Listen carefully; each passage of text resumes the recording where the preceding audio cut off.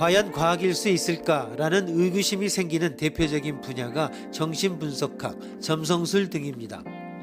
별자리, 혈액형 등도 믿을 만한 근거가 있는 것처럼 많이 유통되고 있습니다.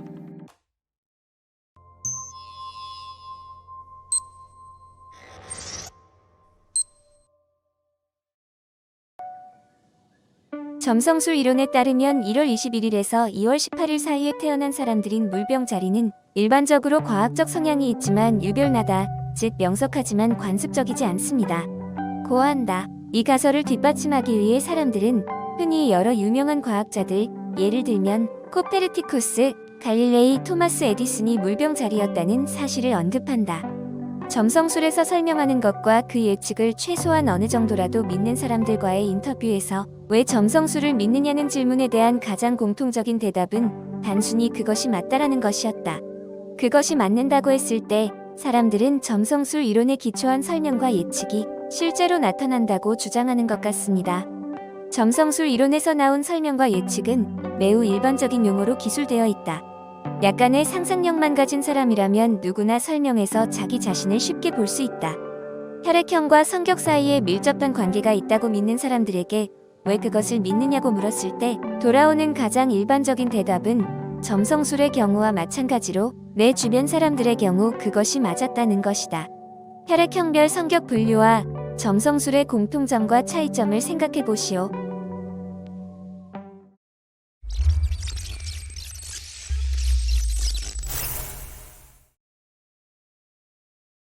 점성술에 따르면 물병자리에 관한 설명과 예측이 매우 일반적인 용어로 기술되어 있습니다. 과학적 성향, 유별나다, 명석하다, 관습적이지 않다는 용어는 이해하기에 따라 누구에게나 적용될 수 있습니다.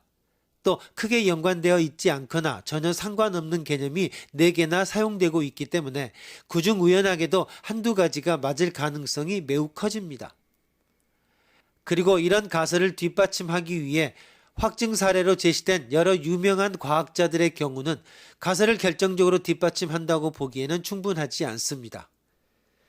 이 이론이 의미를 갖기 위해서는 과학자들 중 물병자리인 사람이 압도적으로 많고 그 비중 역시 다른 직업의 비중보다 높다는 사실이 제시되어야 합니다.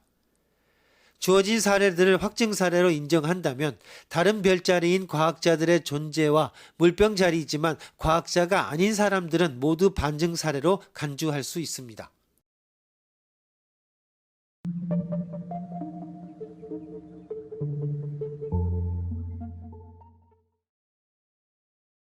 혈액형과 성격 사이의 인과관계 혹은 강한 상관관계가 있다고 믿는 사람들은 대부분 이를 통해 정확히 설명되는 사례들을 많이 목격했다는 점을 근거로 듭니다.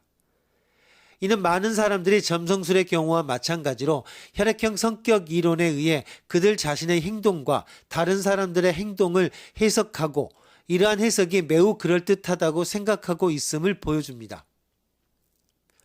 혈액형별 성격의 대표적인 특징들은 주로 소심하다, 괴팍하다, 사교적이다 등의 매우 일반적인 용어로 제시됩니다. 이런 개념들은 모든 사람에게 적용될 수 있습니다. 누구나 다소간은 할 수 있으며 어느 정도는 다들 괴팍합니다.